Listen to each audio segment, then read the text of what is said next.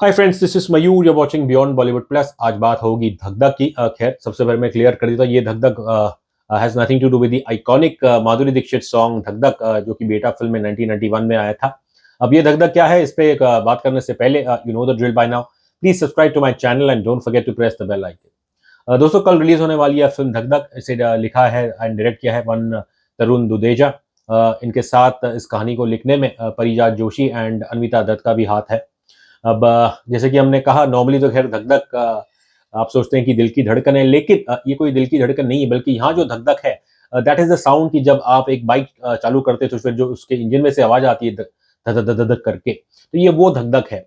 अब फिल्म की शुरुआत अगर आप देखेंगे, ओपनिंग क्रेडिट्स में ही जो टाइटलिंग है, जो फ्रेम यूज की गई है, उसके अंदर ऑब्वियसली गाड़ी बाइक प्लेट के अंदर इस फिल्म का टाइटल आता है, और बाकी चीजें भी शायद आपको उसके देखने को मिलती है। अब इसकी कहानी खैर ये है कि नॉर्मली जब आप बाइक की बात करते हो तो यू एक्सपेक्ट कि यहाँ पे तो बाइक मर्द चलाएंगे, लेकिन आई थिंक जो अनोखी बात है धक धक की, कि यहाँ पे आपको बाइकर बॉयज नहीं बल्कि यहाँ आपको बाइकर विमेन देखने को मिलेगी, जिसके अंदर प्रमुख है a character called Sky, Shashi Kumar Yadav played by Fatima Sana Shaikh.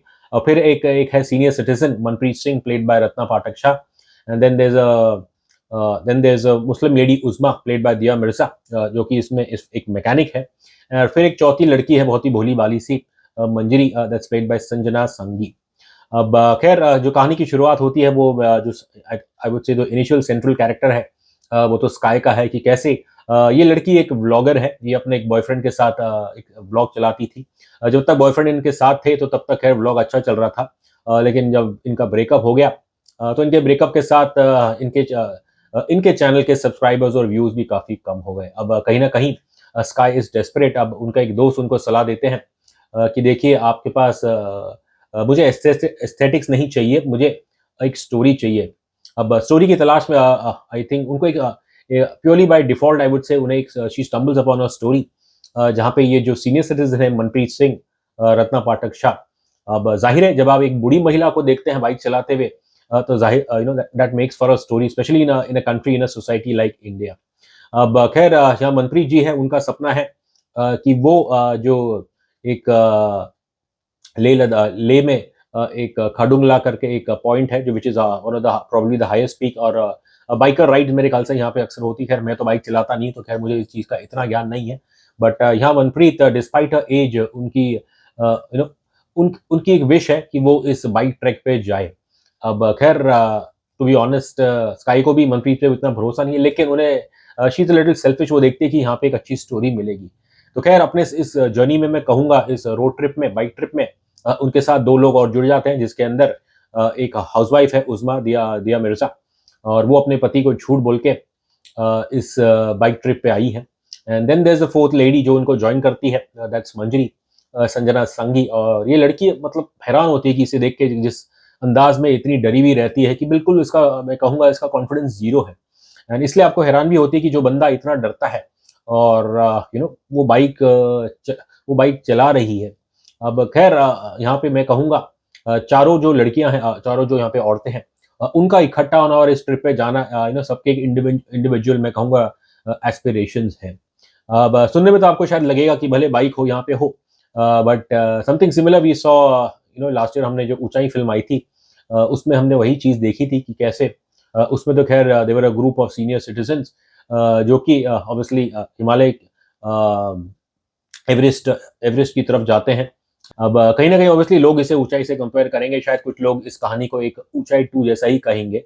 और हमने जो थोड़ा बहुत पढ़ा है, एक 1980 में एक डच फिल्म आई थी स्पेटर्स, उसके अंदर भी कुछ ऐसे ही था कि तीन लड़के थे, एक औरत थी, तीन लड़कों में से एक मैकेनिक था, दो रेसर थे। खैर, लेकिन मैं यहाँ क्लियर कर देता हूँ कि स्पेटर्स की कहानी और धक धक की कहानी में कुछ ऐसा, देयर नथिंग सेम वो है। खैर, अब कहानी तो खैर मैं अगर धक धक की कहूँ तो सुनने में तो अच्छी लग रही है, बट दुर्भाग्य से जिस अंदाज में ये स्क्रीन प्ले निकल के आता है, यहाँ पे मैं कहूँगा धक धक नहीं, बल्कि एकदम टुक टुक की तरह ये स्क्रीन प्ले चलता है।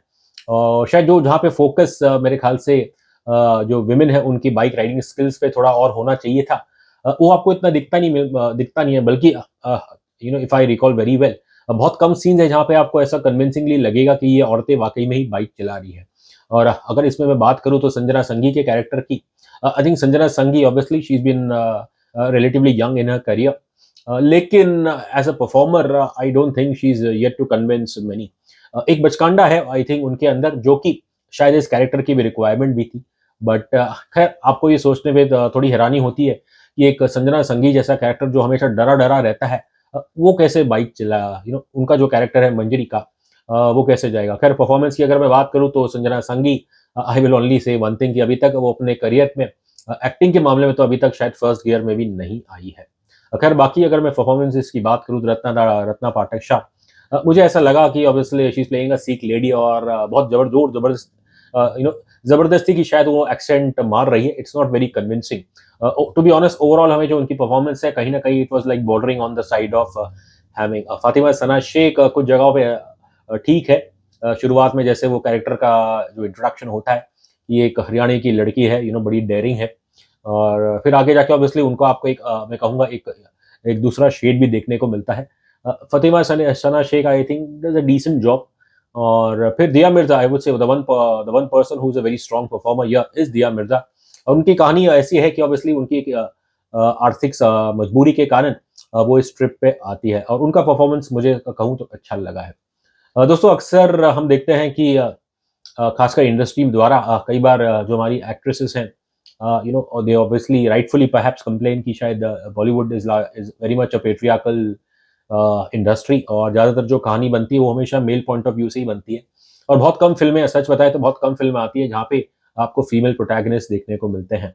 अब उनमें से कितनी फिल्म चलती है ये तो खैर मेरे ख्याल से जनता भी सब जानती है. अब ऐसा नहीं है कि सारी फिल्में जो आती है फ्लॉप होती है, बट हैरान तब होते हैं कि जब कोई अच्छी फिल्म आती है, जैसे सांड की आंख हो या पंगा हो.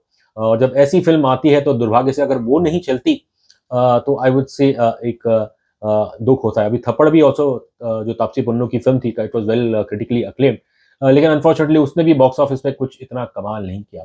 अब तो खैर आप या तो ये समझ सकते हैं कि बस कि ये जो समाज है it is unfair towards women artist, या फिर आप ये कह सकते हैं कि जो भी हमारी फीमेल लेड फिल्म्स होती हैं, उनमें शायद क्वालिटी की कमी है. अब धक धक कहाँ स्टैंड करती है, to be honest, if one has to be absolutely honest, I think इस फिल्म ये मार खाती है इसके स्टोरी से ज्यादा. स्टोरी में तो खैर एक ऊंचाई से सिमिलरिटी है ही, लेकिन that's not so much of a problem.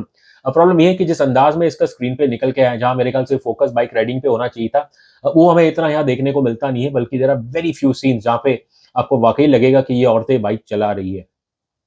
और आई थिंक पर्सनल साइड में कुछ ज़्यादा मेरे ख्याल से राइटर डायरेक्टर दुजेजा खो गए हैं, और लंबे लंबे सीन्स है लेकिन उसमें इतनी जान नहीं आती है. ज़्यादातर ये फिल्म आपको बांध के नहीं रखती है. थोड़ा बहुत ऑब्वियसली जैसे मैंने कहा, जो उज़्मा की कहानी है, वो ऑब्वियसली शायद दर्शकों that will connect with the audience, लेकिन जो बाकी तीन लोग हैं उनके उनसे तो टू बी ऑनेस्ट वो कैरेक्टर्स ही हमें इतने कुछ खास नहीं लगे. दोस्तों आई थिंक इस बात में शायद हम भी अब कई बार लिख चुके हैं, और सोचते हैं कि आप फेमिनिज्म चलिए, जो ट्रू फेमिनिज्म है that is across all genders. लेकिन ऑब्वियसली कई बार हमारी हिंदी सिनेमा में जो female protagonist female led films आती है, ऑब्वियसली उन्हें एक फेमिनिज्म का दर्जा दिया जाता है, लेकिन वो वाकई में कितनी फेमिनिस्ट फिल्म्स होती है, खैर टू बी ऑनेस्ट उनकी संख्या बहुत ही कम होगी. क्योंकि आई थिंक जो एक प्रॉब्लम है जो मुझे लगता है कि कहीं ना कहीं हमारे कुछ इंडस्ट्री में लोगों ने I don't know why sexual desires below the belt conversations को एक फेमिनिज्म का शायद मान लिया है. हमारी नज़र में तो वो सिर्फ फेमिनिज्म नहीं है बल्कि वो फेमिनिज्म है. अब बताइए इस फिल्म में ऑब्वियसली जो स्काई का कैरेक्टर है उसके साथ एक हादसा हुआ है, जहां उनकी न्यूड फोटो इंटरनेट पे वायरल हो गई है. अब जाहिर है इस चीज़ से तो खैर वो मेंटली स्कार तो होगी ही. अब इस ट्रिप के दौरान इन इन औरतों को पता इन्हें शक हो जाता है कि किसी कोई तो इनके ऊपर इनकी सीक्रेटली कुछ वीडियो बना के वो आज अभी भी कुछ ऑनलाइन कोई तो डाल रहा है. अब इस शक के दायरे में पता है कौन आते हैं, एक विदेशी टूरिस्ट, और वो भी इजरायली, जिस कैरेक्टर का नाम है मोशे. अब खैर इसमें इजरायली क्यों रखा आई डोंट नो. क्या दुधेजा साहब हमारे कोई जेएनयू से आते हैं, आई डोंट नो, मुझे इसकी बात का नहीं पता, बट वो इंटरेस्टिंग लगा एक इजरायली कैरेक्टर का होना, और कहीं ना कहीं ऐसा लगा कि शायद वो इस कहानी में, इस रोड ट्रिप में थोड़ा बहुत एक he might be the antagonist. और खैर लेकिन जब आपको ऑब्वियसली आप दुर्भाग्य से आपका एक इमेज सोसाइटी में वो अब इतना अच्छा नहीं रहा है, स्काई की मैं बात कर रहा हूँ, और दूसरी तरफ उज़्मा है, ऑब्वियसली, जो who comes from a conservative Muslim family, and then there is Manjari, जो कि obviously comes from a very traditional family. और फिर जो मनप्रीत सिंह है, खैर वो तो इस उम्र में, उनके पति की तो कई साल पहले डेथ हो गई है। जब आपको कुछ शक है कि शायद कुछ लोग आपके ऊपर स्पाइंग कर रहे हैं, इसके बावजूद आप लोग क्यों नशे में आके एक बिस्किट खाते हैं, जो इजरायली है इनको बिस्किट खिलाता है, बिस्किट में ज़ाहिर है थोड़ी नशे की गोली रहती है, जिसके कारण ये ऑब्वियसली थोड़ा बहुत अपना होश खो बैठते हैं। और ऐसी स्थिति में ये फिर से जो बात करते हैं वो, आई वुड से it is about it the below the belt conversations and expressing talking about sex. तो जब आपको पता है कि कोई तो आपके ऊपर नज़र रख रहा है, then why would you do such thing? और जब ऐसे ही मुझे ऐसा लगता है कि जब ऐसे सीन दर्शक देखते हैं, obviously they don't really connect with it.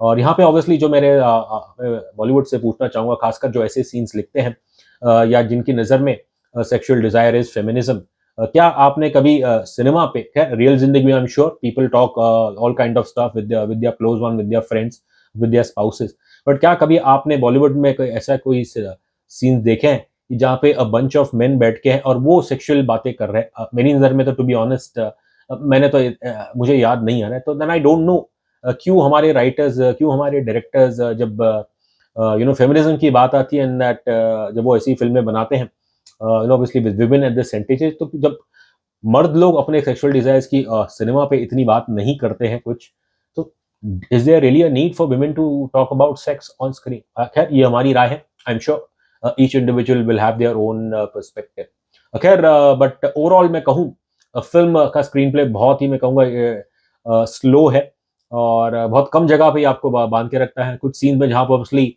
I think एक इंटरेस्ट जगाता है, थोड़े बहुत ह्यूमर सीन्स है, और खासकर जैसे मैंने पहले भी कहा, जो उज़्मा की कहानी है, उसमें ऑब्वियसली दर्शक उससे कनेक्ट होंगे, but the rest of the film बिल्कुल भी आपको एंगेज इतना नहीं करती है। और बस अंत में यही कहूँगा कि आई थिंक स्टोरी अच्छी थी, भले ही कुछ लोग इसे ऊंचाई टू से कंपेयर करें, बट फिर भी मुझे लगा एक स्टोरी थी, रोड ट्रिप है इन्वॉल्विंग विमेन बाइकर्स, ये उसकी अनोखी बात थी। एंड खैर दाद देनी पड़ेगी तापसी पन्नू की कि उन्होंने एक ऐसा विषय चुना, लेकिन काश तापसी और उनके जो क्रिएटिव टीम है, I don't know what they thought of this screen play.